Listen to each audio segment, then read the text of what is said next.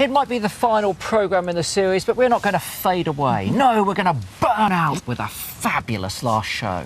Tonight we catch up with some high-flying old friends and some chart-topping new ones. It sounds like a hit to me. Welcome to Winter Watch.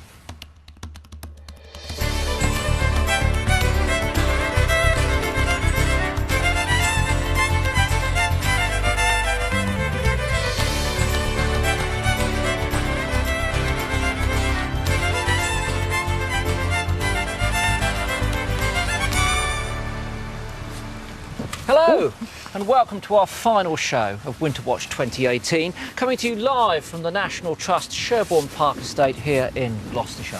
We were here for Spring Watch, Autumn Watch. We've enjoyed our time at Winter Watch. Very sadly, as I said, it is the last show. We've got a cracker for you, I've got to say. Another good one. Another scientific first this evening.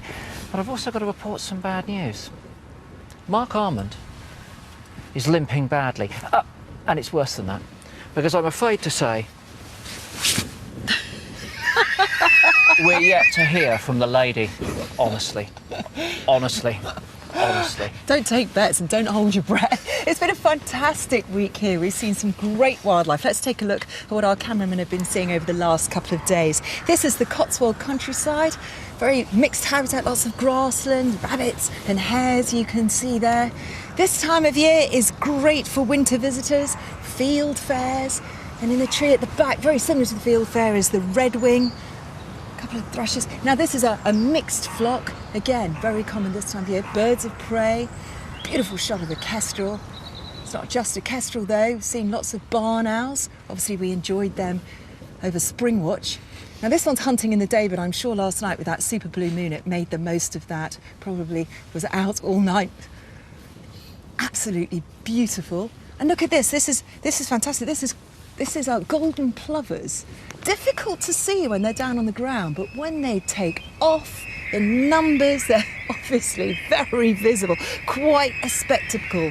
Lapwings mixed in there as well. It's a winter spectacle, not just to see, but listen, to hear as well.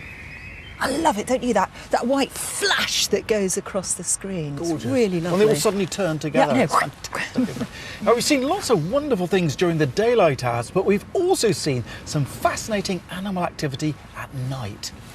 Now, a couple of nights ago, we might have had a glimpse of a woodcock, and this is another woodcock. We recorded this literally about 3 minutes ago. Here's a woodcock doing what they do. They go out at night, probing the ground to find food, worms, insects, little larvae, insect larvae down there. We have a resident population of woodcock, but they're swollen by about over 1 million migrants come to us in the autumn.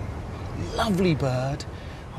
It's one of my favourite Latin names. It's called Scolopax rusticola. And if I ever had any more children, I think I should call them Scolopax. Good job you've got to the age where you can't then. Oh, maybe not. Where Because did that that's come a from? terrible name. Scolopax is nice for a For a girl. child. No? Okay, well, let's have a look live. now. I think we might still have that. Have we still woodcock. got it? Yes, Yes, there it it's is. Look. still feeding.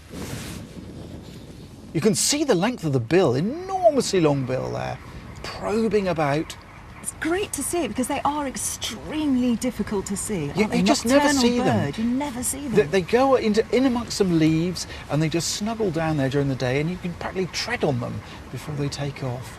That's great to see. Live woodcock, I say. Live woodcock. Chris, Now- are you going to show us one in Yes, the light to we get have the a colour? taxidermy specimen here to give you an idea of scale. So just so you can get that, there's a 50p piece, so you can see how big the Oh, that's a woodcock lot is. clearer now. And you can also see its remarkable plumage there. It's what we call vermiculate plumage, and when they nestle down, as you say, in the leaf litter during the daytime, they're almost impossible to stop. Beautiful birds. Absolutely Beautiful lovely. birds. I once had one in the hand, Chris, and I was able to smell it. Smell A smell of woodcock. It was like humus and damp leaves and sort of essence of winter. Really? In the hand. It was lovely. It was absolutely amazing. gorgeous. Hold on, I'm going to sniff this one. No, it just smells dead. We've not only been watching woodcock at night, we've been watching mammals too using that thermal camera. We started off hunting down the lapwing in the foreground here, but then behind them you can see some hares. In fact, there's been quite a lot of hare activity here this week. They're beginning to get together in groups because the mating season's coming up. You can see there's a rather keen male there chasing a female, and she turns round and gives him a very little quick box, because it is the females that do the boxing, driving away the unwanted attention of the males. This one seems to be practicing. Probably not. We think it's actually shaking water off of its feet. Do you know, we're not entirely sure how many hares there are in the UK. There hasn't been an up-to-date census. We know there are more in the east, in the cereal fields of the east, and less in the southwest, but we're not entirely sure how many. And another thing, they're an introduced species. Most people know that rabbits were introduced by the Romans, but the hares were too. And in fact, of all of our terrestrial mammal species, so excluding the bats and cetaceans out in the oceans there, 48% of them are native. The rest of them are non-native. That's an didn't know that. astonishing It's statistic, amazing. isn't it, when you think about it? Lots of non-native mammals out there in the countryside. Let's go live though and see what we can see on that thermal camera now. What have we got? Oh, we have a hare. There we are. Oh, but is it a hare or a rabbit? Oh, that is a definitely hare. That's a hare. That's a hare. That strange gate, that lolloping Yeah, gate, that was yeah. a hare, all right. No doubt about that. Just quite mild this evening, isn't it? It's been an interesting week for weather because, the temperature has dropped over the last couple of days, but let's face it, the weather here is nothing when you compare it to a winter up in the Scottish Highlands. The Cairngorm Mountains, Scotland's last true wilderness.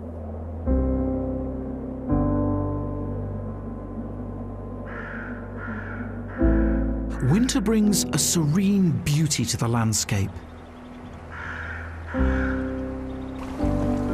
It's a majestic, monochrome medley.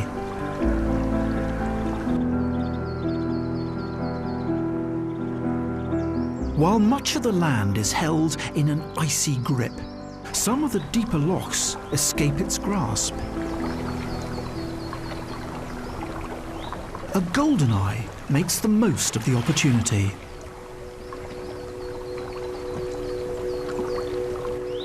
It's a diving duck and must brave the icy water to find food. These ducks are superbly adapted to their lifestyle. More compact and heavier than other waterfowl, they also appear to shrink just before they dive. Feathers squeezing together to get rid of trapped air and reduce buoyancy. Resurfacing, the cold loch is literally water off a duck's back, which is just as well. In these freezing temperatures, wet feathers could be fatal.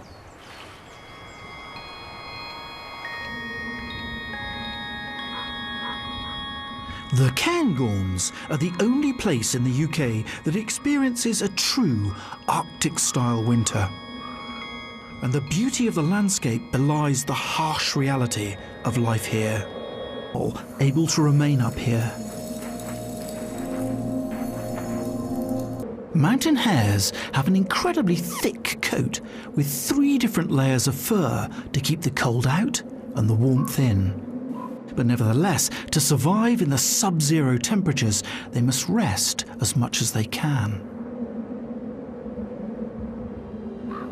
Food is scarce on the mountain.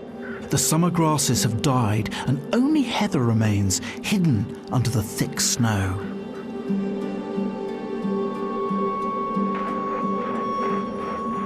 But hares are experts in knowing where to dig.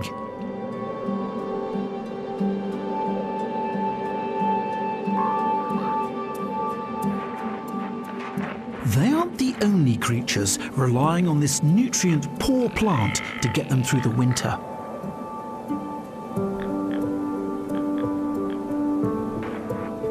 Ptarmigan are also abundant here. Like the hares, these grouse have special winter plumage. They are perhaps the ultimate mountain specialist and are fully equipped to survive the cold. expansive foot feathers act like dual-purpose snowshoes.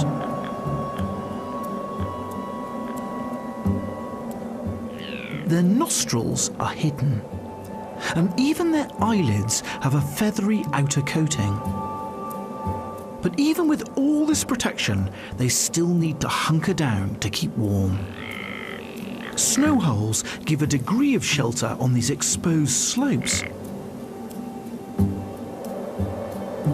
But why dig your own if you can steal someone else's?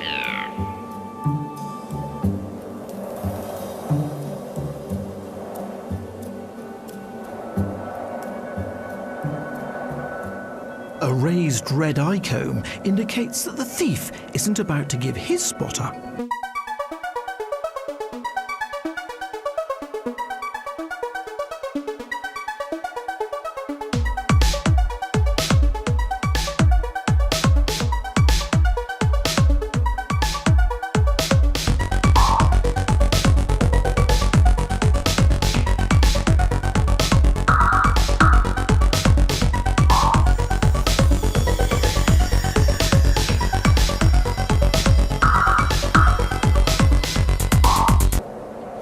It's absolutely beautiful up in the Cairngorms, isn't it? But Chris, it's been cold today. -4, which doesn't sound so bad. Heavy snow, winds of 55 to 75 miles an hour, which makes it feel like -20. Now that's chilly, isn't it? And those ptarmigan are still out there in that temperature, hunkered down in the snow. You've got to take your hat off to those birds, haven't you, really? Superbly adapted.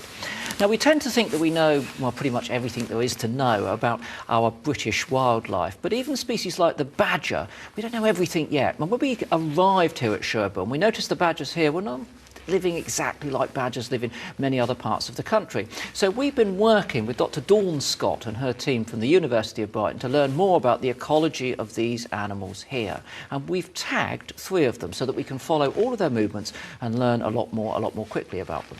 They're in 3 different sets. Let's see which ones that we've seen. Now, this is the Century Wood set. That's Mark Armand. We've named him Mark Armand. We've seen a lot of him. He's been enjoying the limelight. He's been adored and explored. This is the other set, Sandy Kopp set, and we've been getting glimpses of David Bowie on the thermal camera. Our final set is in a bush on the hill, and yes, we finally spotted the shine retiring Kate Bush. She was out on the wily windy moors, but she came home. Good to see her. We've named a badger after Kate Bush, and we respect, of course, that Kate herself is a rather private and even slightly reclusive lady, but, I mean, come on, Kate, you know, acknowledge the fact that we've named a badger after you. It's an honour. Not everyone gets a badger named after them, do they? Come on. Yes, what about the collars? Some people are thinking these collars are rather large. Let me just assure you that, firstly, Dawn and her team are all very well qualified and well practised. The whole thing is very strictly regulated, and those collars are very robust because they need to be strong enough so the badgers can't scratch them off. And badgers, as we know, are very strong animals. The battery, well, yes, it's large, but it's not heavy, so the badger isn't carrying a lot of weight around with it. Why is it large? Well, sometimes when we're fitting these tracking devices now, we're able to use satellite tracking devices that are solar powered. These animals are nocturnal, they're under the ground all day, they can't recharge those batteries. So they're carrying a battery which we hope will last all the way through to the end of Springwatch, giving us data. But rest assured, they've been tried, they've been tested, and they're not interrupting the health of these animals whatsoever. So let's see what these animals are up to at the moment. Let's take a look at our thermal camera, and here is the set with a couple of animals out there. This is where David is. There he is. He's just come in from the left there. So that's David Bowie carrying that collar. Bit of anal marking there. In fact, he fell down one of the holes. And then look at this. This appears to be mating behaviour. Whether it's successful or not, we can't see because they're being quite discreet. They're mating behind a tree. There you can definitely see it's a male. And he's nibbling the nape of the female, which is typical when they're going through the copulation process. But it doesn't end well. She's obviously a bit grumpy about that. and she moves off. This is the time of year they should be mating. If the female has given birth, then the males will be there to try and mate with them as quickly as possible. They then practice something called delayed implantation. So although the embryos are fertilised, they don't implant until much later in the year. And this is a method by which the female can regulate the number of young she's going to have in her litter in the springtime. It's been interesting though, we've seen a lot of action, and at this time of the year they don't hibernate, but they often go into torpor or winter lethargy, and they have, you know, long periods of inactivity above ground, and that's clearly not what we're seeing here, probably because it's been so mild. It's been mild, and they've been hanging around the sets because they're either giving birth or they're keen on mating immediately afterwards, I think. We've certainly had a lot of activity from Mark Ullman, but there has been a bit of a development. Here he is, and if you look closely, you can see that he's holding up his left back foot. It's clearly injured, and he can't put any pressure on it. We haven't seen any other bite marks on him, so we don't know if this is from a fight maybe, or maybe he's broken it. They're quite robust animals though, so we're quite hopeful that he'll be okay, and he seems to be okay. But listen, he disappears into the wood, and there's clearly a bit of a spat going on. This was him at 3:41 a.m. this morning, tending that injured leg, doing a bit of preening. We're interested to know how many badgers we've got in this set. So that's Mark Ullman. This is clearly a different badger. Obviously no collar on it, and you can see there's a white patch on its back. We can almost call that white patch, so we know which one we're talking about. And these are two different badgers again. And they have markings. I know they're very subtle, but you can see the black stripe. It's almost like a comma at the end. And the other one doesn't have that. Subtle, but enough to determine that they're different badgers. So we know that we've definitely got 4 badgers in this set. And we think there might be cubs as well. The reason we think this is because, look, this is a female chasing off another badger out of that hole. Doesn't happen just once. Throughout the night, it happens time and time again. And as I say, we think she might have given birth underground. Obviously, those cubs will be really tiny and vulnerable. The main reason she's chasing the badgers away is because infanticide is common in badgers, particularly with females. A female badger might go down there and kill the young badgers that have been born by another female. We've had them collared for a couple of weeks. Let's take a look at what we've learned so far. So here's our map of our set. So firstly, David Bowie over here, he's been ranging over quite a large area and spending quite a lot of time in the open pasture areas, perhaps feeding there, feeding on worms or anything else he can find. A little bit of time in the woodland here. We think that there might be a couple of outlying sets, so he might be dividing his time between a main set and an outlying set. Kate Bush, well, we haven't seen much of her, you know, on our canvas, but we've been getting lots of good data here. And rather like David, she's been spending, well, some time in the woods, but also a lot of time out foraging in the fields as well. And then lastly, let's look at Mark. Well, Mark's behaviour is completely different. He's been spending 75% of his time in the wood here, very much concentrating that time around the set. And given that he is robust, we know he weighed 16 kilograms when he was collared, he's probably potentially the dominant male in that group. It could well be that he's focusing his attention in the woods there so that he is ready to mate.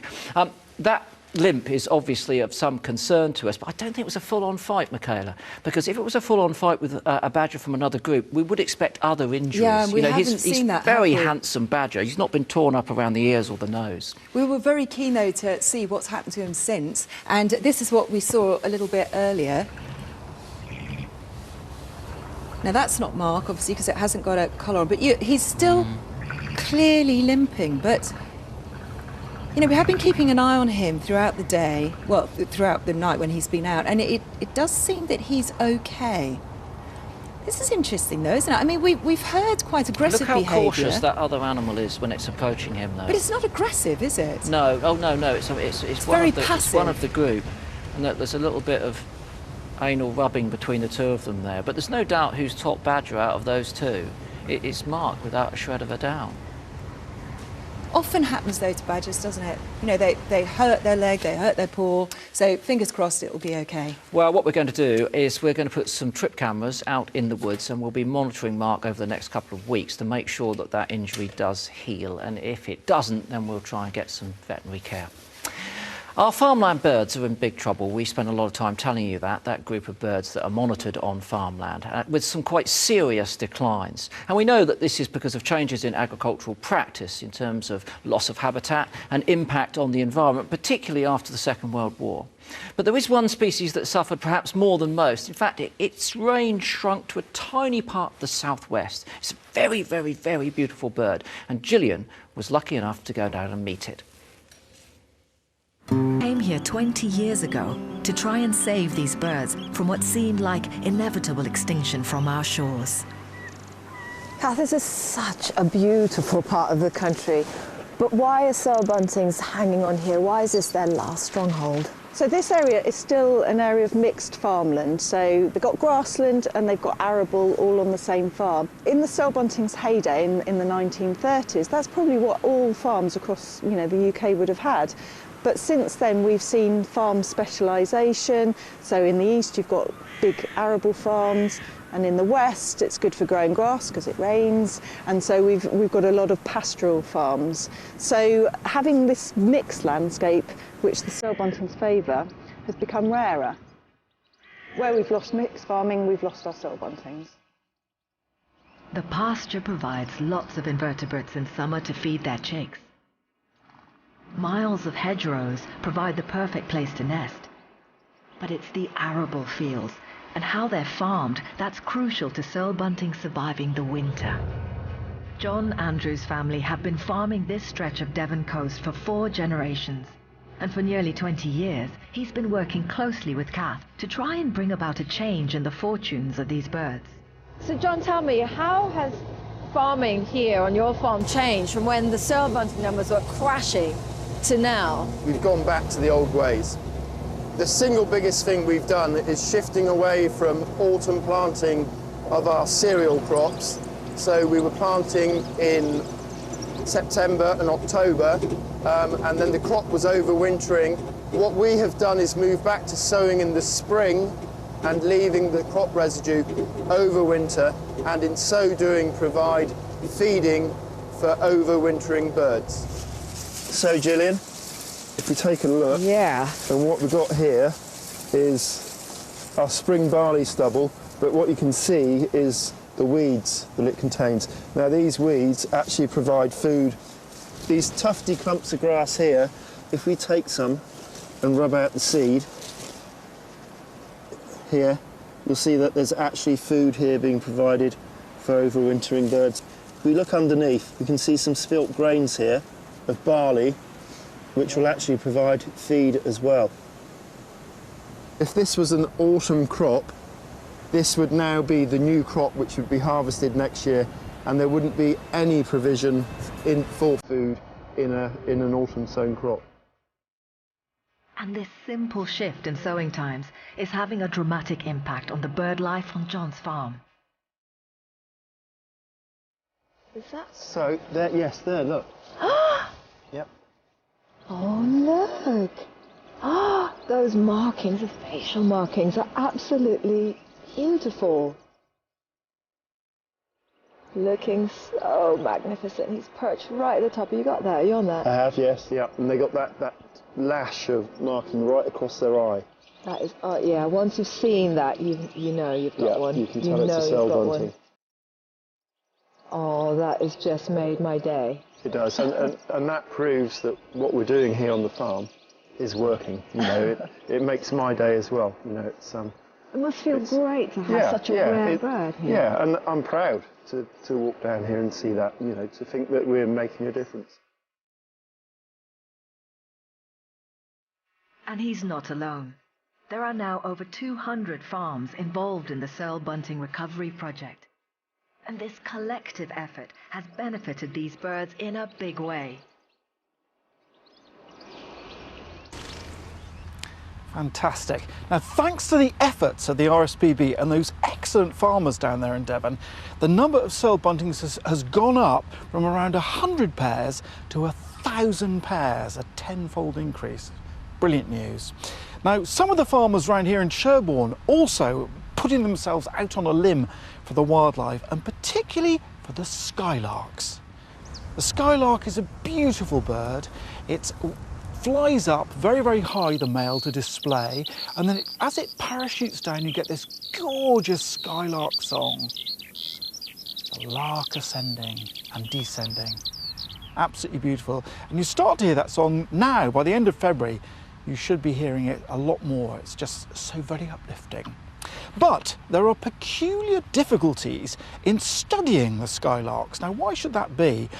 When bird ringers want to catch their birds, what they tend to do is they put up those mist nets with very sort of thin mesh so the birds can't see it when they fly. But skylarks tend to live right out in the middle of the fields. So if you put mist nets up, they can see them very easily. So that makes catching them to ring them extremely difficult. But help is at hand. There's a brand new technique. Back in December, I went out with a brood ringers group, the brood bird ringers group, to try to see them in action. They're using a thermal camera, like our thermal camera, but a much smaller version, to see the skylarks as they're roosting in the fields at night, picking up the temperature of the birds. There they go. This is actually Anna Field, one of the naturalists here at Sherborne. She's brilliant at catching the birds. Got it. So she's got that skylark. You couldn't possibly have seen it without the thermal camera. And she puts it gently into the bag, and then it gets taken off to be processed. And that's what we did next. We actually got skylark in the hand.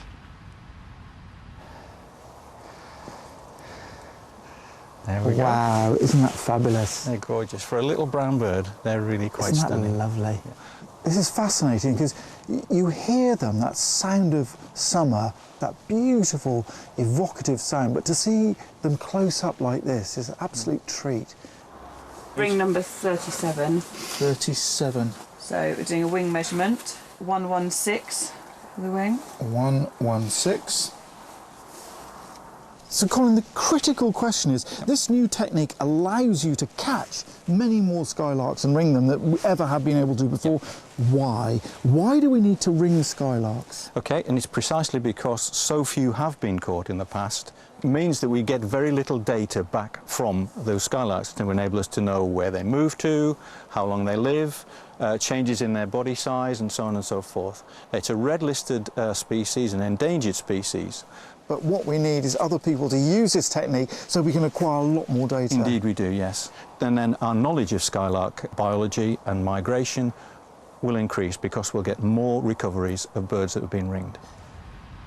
Now, to give you an idea of just how successful this new thermal camera technique is, the brood bird ringers in 2016 managed to catch a total of, I'm going to get this right, 200 birds. It wasn't them, the whole country. They only managed to catch 200 skylarks. But in the winter of 2016-2017, the brood bird ringers caught a total of 400 on just 3 separate farms. So it's obviously an incredibly successful way of actually catching those very difficult birds.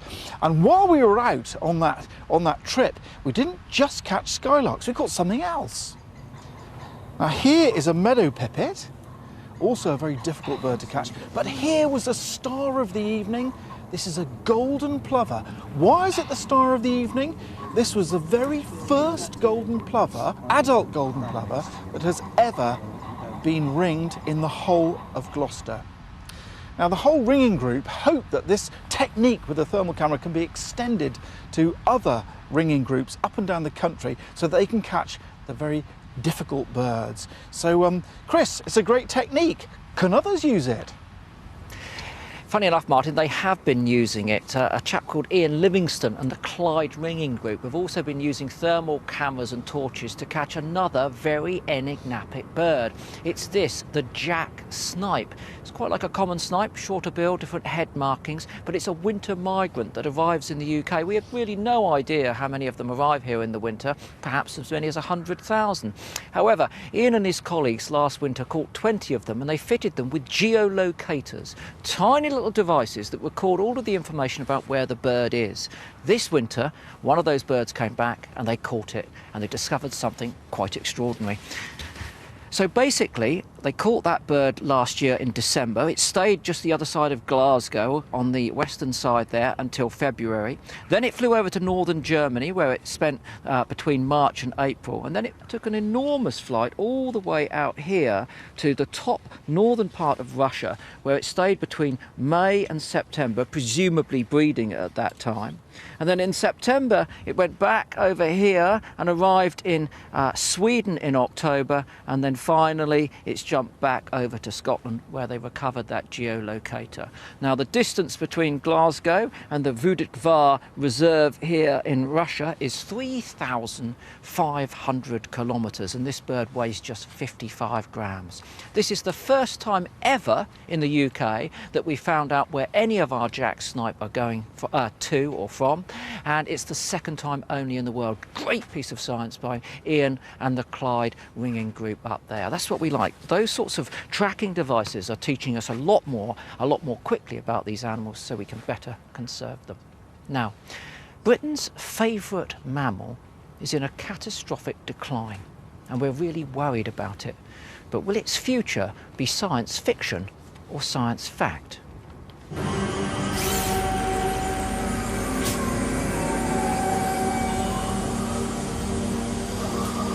Climate change has altered our winters. Combined with unrelenting urban sprawl, this has had a devastating effect on the natural world. And for some species, time is running out.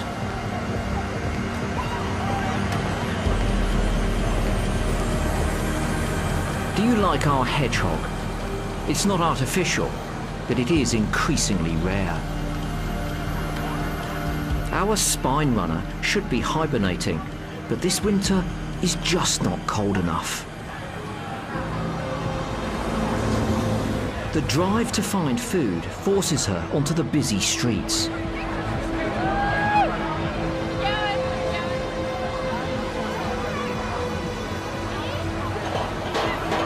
Quite an experience to live in fear, isn't it?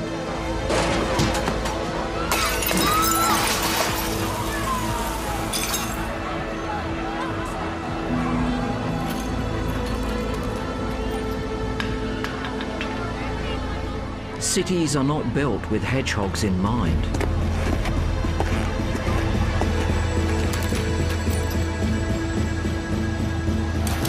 She's not equipped to deal with this unnatural landscape.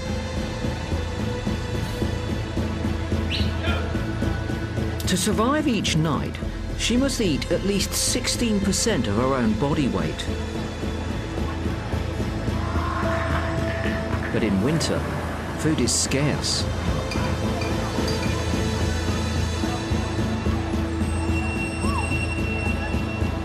An upturned bin provides temporary relief. And this meagre meal may have to do for tonight.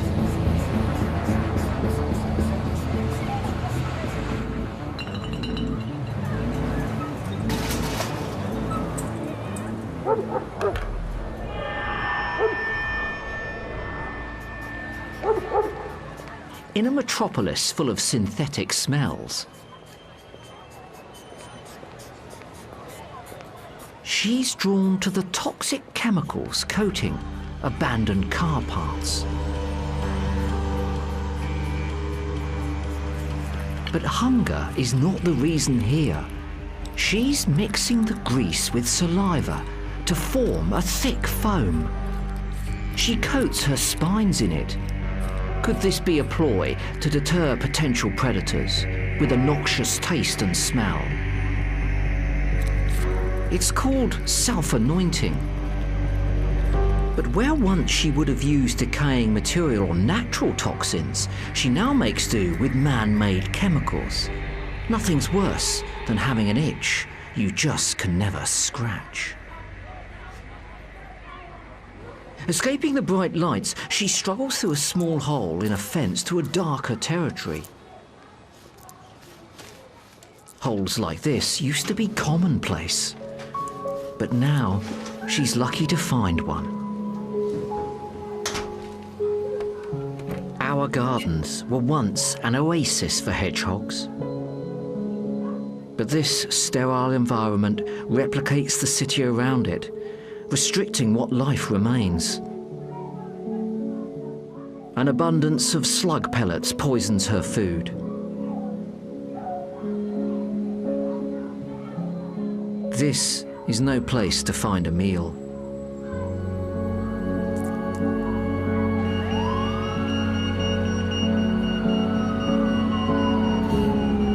A new danger looms. A busy road is a dangerous obstacle for a hedgehog.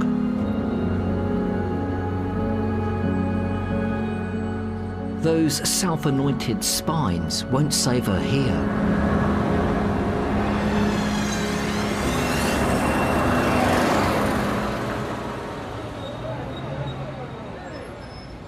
With the volume of traffic out of control, roads have crisscrossed and fragmented her brave new world.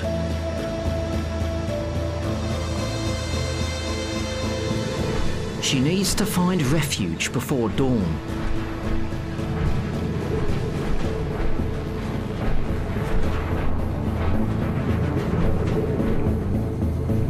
Finally, a place where she can retire.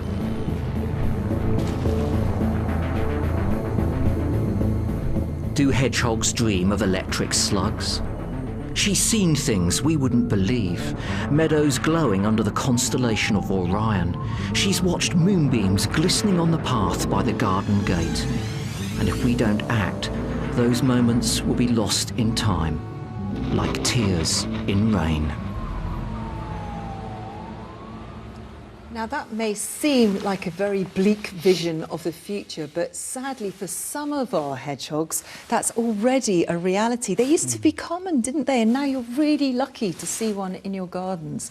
In fact, since 2002, they've declined by 30%. And we think there's probably only about 1 million of them left in the UK. And this winter must be really confusing for them because in so many areas it's been so mild, they're probably coming out of hibernation early. So if you are lucky enough to see one in your garden, please put some food down for it, which is obviously a tin of dog meat. There's lots of information on the website and ways that you can help, so go to the website and check it out. Now, in the last couple of days here on site in Sherborne, we've been hearing a very curious sound. Let's have a listen to it.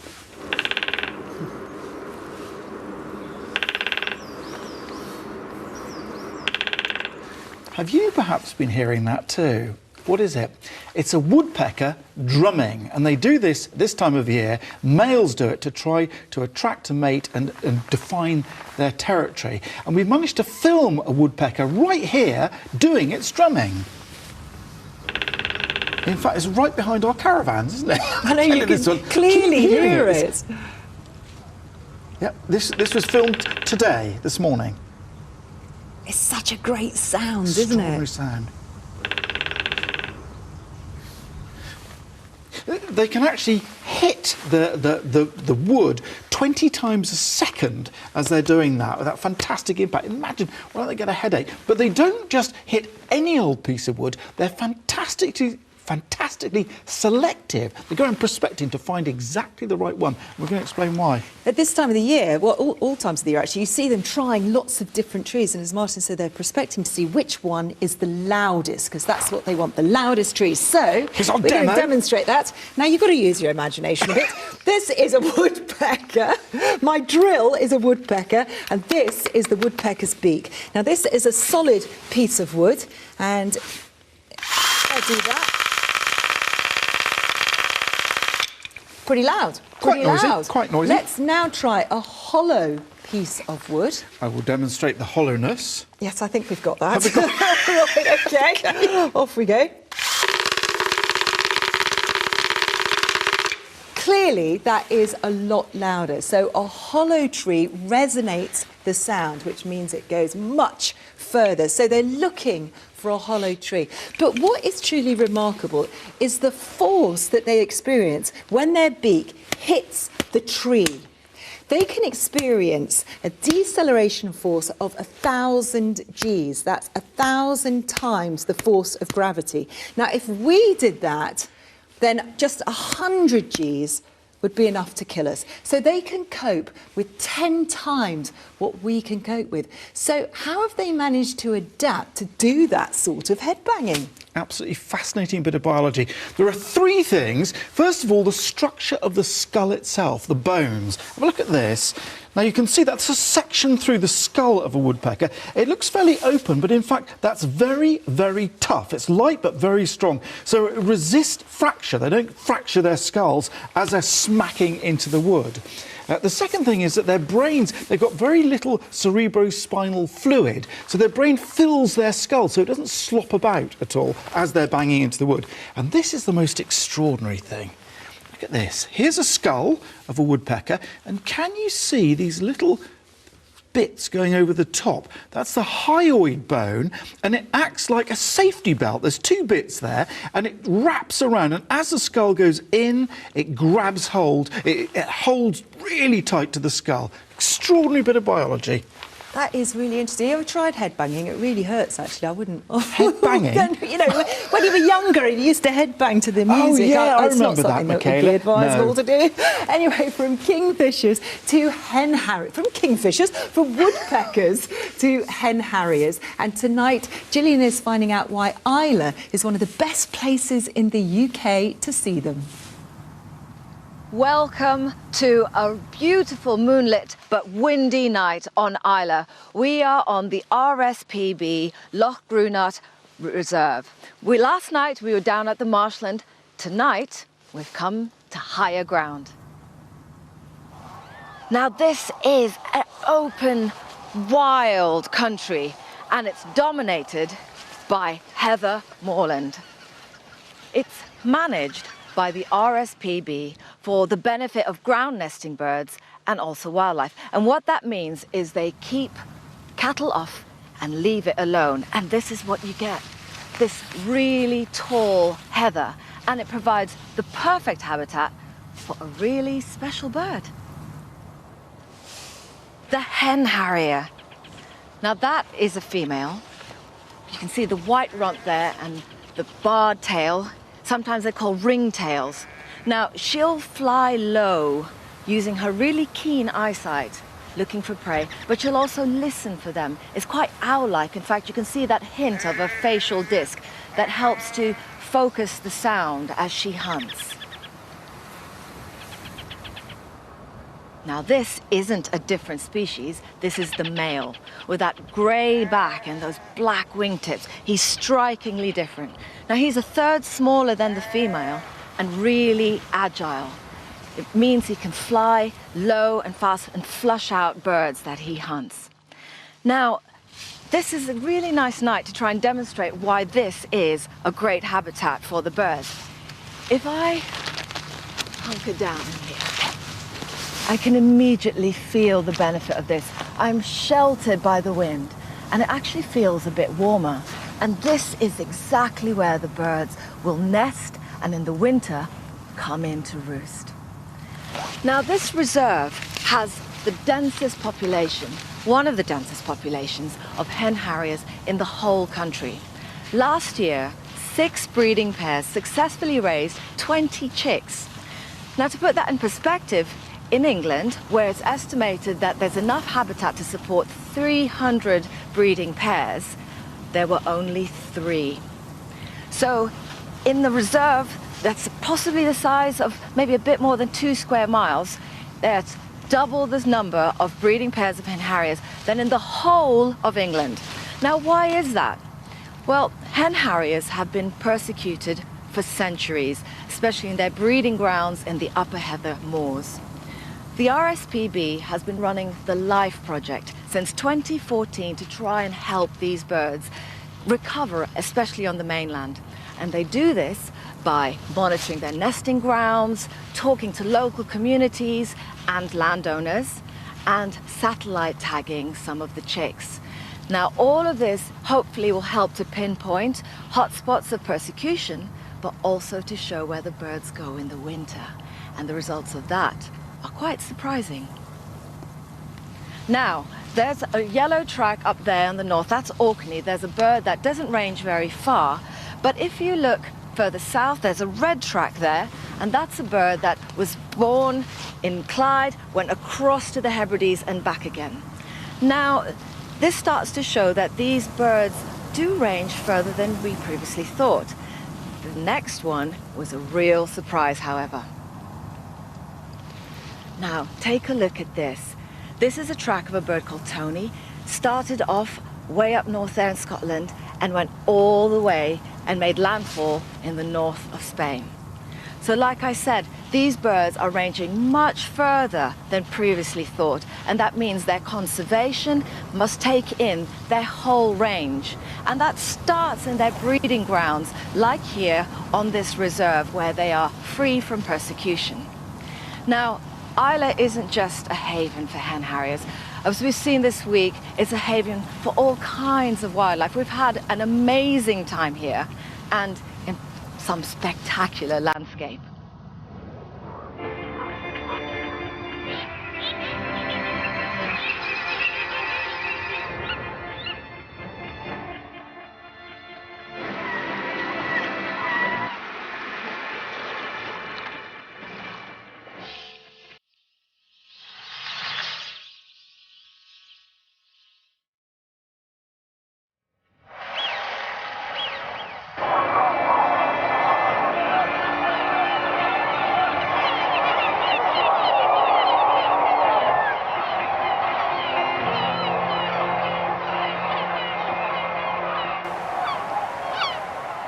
And all that's left to say is thank you to all the people that have helped us on this island, everyone that's helped us.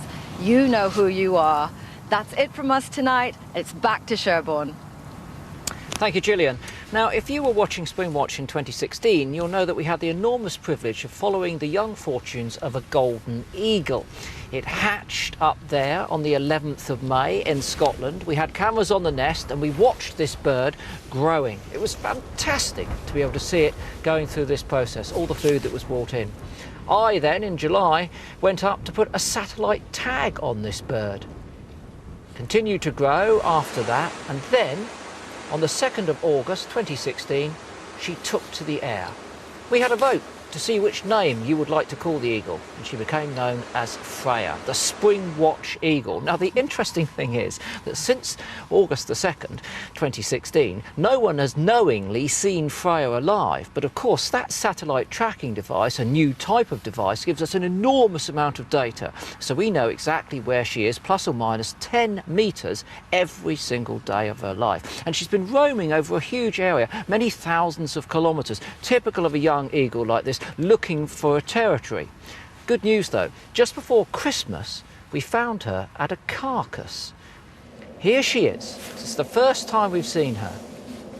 She's grown into a fantastic animal. You can see the tracking device there on her back. She's also still got quite a lot of white in the tail there, which shows you that she's a young bird. She won't start to breed until she's about 4 years old, so another couple of years yet before she's big enough to establish a territory. And that might mean fighting with another territorial female. And then just a few days ago, 6 days ago, we saw her again. About 60 kilometres from where that film was taken, we got this couple of stills of Freya, our golden eagle. So fantastic to know that she's still out there, and of course we'll be keeping a very, very, very close eye on all of her activities. Great to know that she's safe and sound. Fingers crossed it stays that way.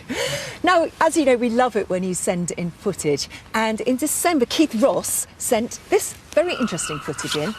Now this is in Ramsgate Harbour, and it's of two female kingfishers having a bit of a go at each other. One's an adult. You can see the adult with the red legs. The other one with the brown legs is a juvenile and actually has a little bit of a pale belly. We wanted to know what happened after that fight, so we sent one of our cameramen down to Ramsgate Harbour to find out.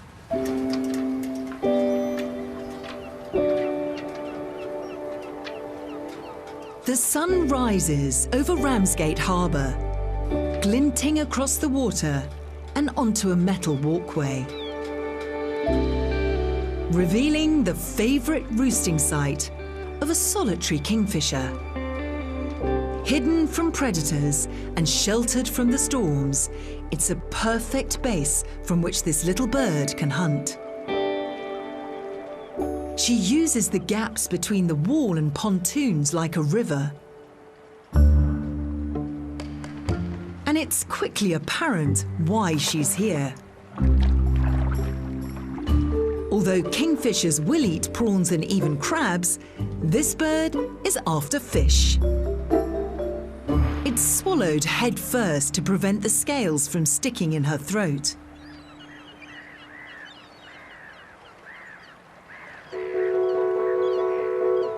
So is this one of the fighting females from Keith's footage? With the same pale belly and juvenile markings, it seems she is. But what about the adult bird? Is she still living in the harbour? The pale-bellied juvenile issues a shrill territorial call, a sure sign that another bird is in the vicinity. And as she retreats to safety, a second kingfisher does arrive and flies daringly close.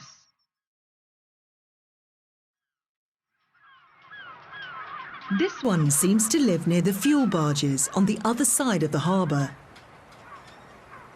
But a closer inspection reveals the brown feet and bill of a juvenile bird.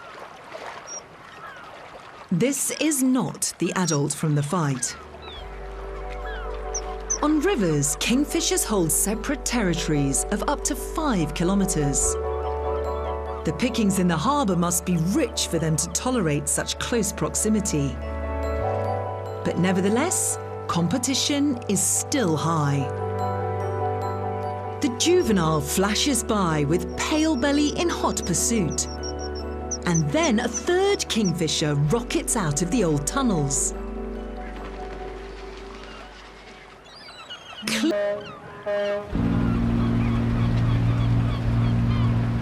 But Ramsgate Harbour's busy port life means the harbour dynamics constantly change. When huge fishing boats dock along the refuelling jetty, one of the juvenile's favourite hunting spots is lost. Forced to move on, she tries to use the other bird's haunts. But both chase her off. It seems territorial instincts are hard to lose, especially at this time of year when food is at a premium. Only a quarter of subadult kingfishers make it through the winter months, and it seems at first that the ousted juvenile could be one of the season's casualties. Hopefully, will bring a happy ending, not just for her, but for all 3 of these remarkable birds adopting their own tactics to survive the British winter.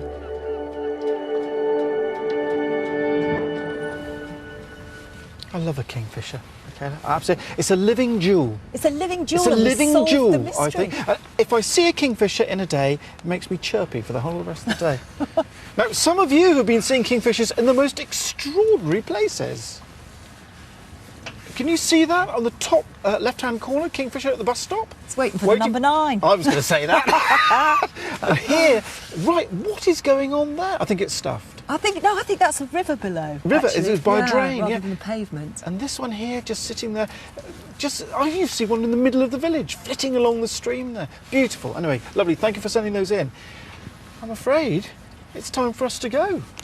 So it's goodbye from us and Goodbye from Isla. Just time for some thanks. Firstly to the National Trust and all of the staff here at the Sherborne Park Estate, to all of the farmers, of course, and to the villagers down in Sherborne who've been so tolerant of our intrusion. And lastly, but essentially, to all of the scientists who have helped us so much during the course of this series. That might be the end of Winter Watch for this year, but of course stay in touch on Twitter, on Instagram and Facebook. Check the website out as well. We'll be back for Spring Watch, but in the meantime we're going to leave you with some highlights of Winter Watch 2018. From us, bye-bye. Bye-bye.